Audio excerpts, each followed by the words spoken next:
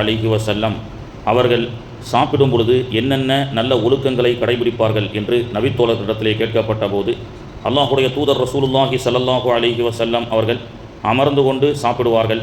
சாப்பிட துவங்கும் பொழுது பிஸ்மில்லாஹ் சொல்லி சாப்பிடுவார்கள்.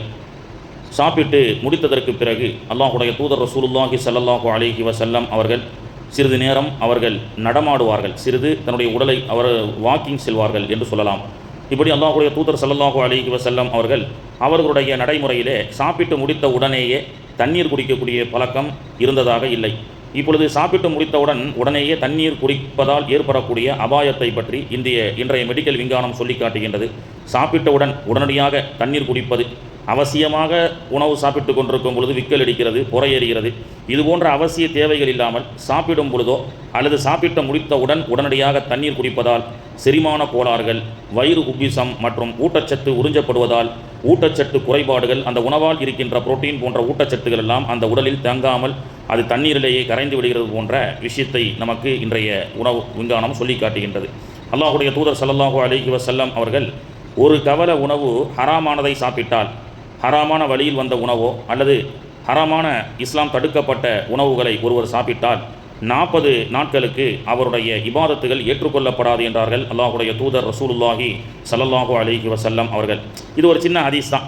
அதாவது ஹராமான உணவு ஒரு கவலத்தை சாப்பிட்டா 40 நாட்கள் அவருடைய இபாதத்துகள் ஏற்றுக்கொள்ளப்படாது. உதாரணத்திற்கு வட்டி வாங்கக்கூடியவர் வீட்டிலோ அல்லது இன்னும் இஸ்லாம் தடுக்கப்பட்ட ஹராமான வழியில் சம்பாதிக்கப்பட்ட உணவு, அந்த உணவை ஒருவர் சாப்பிட்டால், ஒரு கவலம் சாப்பிட்டால் 40 நாட்களுக்கு இபாதத்துகள் ஏற்றுக்கொள்ளப்படாது என்றார்கள் அல்லாஹுடைய தூதர் ஸல்லல்லாஹு அலைஹி வஸல்லம் அவர்கள். இது ஒரு சின்ன ஹதீஸ்.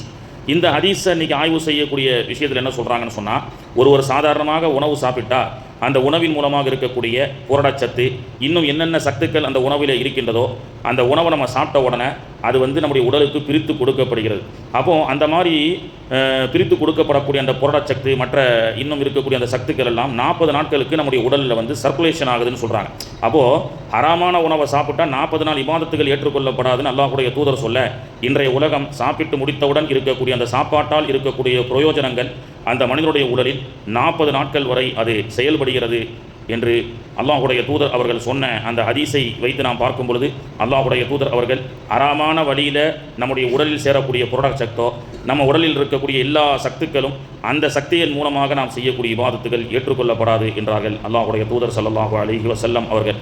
இவ்வாறாக உணவு சாப்பிடக்கூடிய நடைமுறையிலிருந்து நாட்டை ஆளக்கூடிய ஆட்சி செய்யக்கூடிய முறை வரை அல்லாஹுடைய தூதர் ஸல்லல்லாஹு அலைஹி வஸல்லம் அவர்கள் நமக்கு சொல்லிக் கொடுக்கின்றார்கள். இதிலே ஒன்று, நேற்றைய தினம் பார்த்தோம், நின்று கொண்டு தண்ணீர் குடிக்கக்கூடாது. அதேபோன்று அல்லாஹுடைய தூதர் அவர்கள் உணவு சாப்பிடக்கூடிய விஷயத்திலே ஒரு மனிதன் ஆரோக்கியமாக இருக்க வேண்டும் என்றால் வயிறு முட்ட சாப்பிட மாட்டார்கள் அல்லாஹுடைய தூதர் அவர்கள். அரை வயிறு சாப்பிடுவார்கள், கால் வயிறு தண்ணீர் குடிப்பார்கள், மீதமுள்ள கால் வயிறை பசியோடு காலியாக வைத்திருப்பார்கள். அதாவது பசித்தால் சாப்பிடுவார்கள், சாப்பிட்டு முடிக்கும் பொழுதும் பசியோடு எழுந்திருப்பார்கள். இந்த ஆய்வு என்பது ஒரு மிகப்பெரிய ரிசர்ச்சுக்கு உள்ளாக்கப்படுகிறது. பசித்தால் சாப்பிட வேண்டும், வயிறு முட்டை அல்ல, தொண்டைக்குறி வரை அல்ல, பாதி வயிறை சாப்பிட்டு மீதி கால் வயிறு கொஞ்ச நேரத்திற்கு பிறகு தண்ணீர் குடித்துவிட்டு மீதமுள்ள கால் வயிறு அதை எம்டி ஸ்டொமக்காக வைத்திருப்பது என்பது இன்றைய விஞ்ஞான உலகம் சொல்லிக் கொடுக்கின்றது. அதுதான் ஆரோக்கியம், அதுதான் சிந்தனை, அதுதான் ஒரு மனிதனுடைய சுறுசுறுப்பு என்று நமக்கு சொல்லி காட்டப்படுகிறது.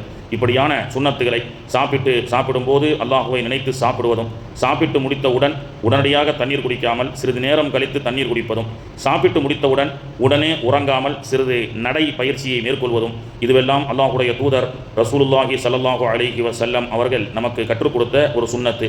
வயிறு முட்டை சாப்பிடுவது, சாப்பிடக்கூடிய உணவை ஹராம் ஹலால் பார்க்காமல் செல்லக்கூடிய வழிகளெல்லாம் கிடைக்கக்கூடிய இடத்திலெல்லாம் சாப்பிடுவது, இது போன்ற விஷயங்களை நாம் தவிர்த்து கொண்டு சாப்பிடக்கூடிய விஷயத்தில் ஹலாலான உணவை சாப்பிட வேண்டும்.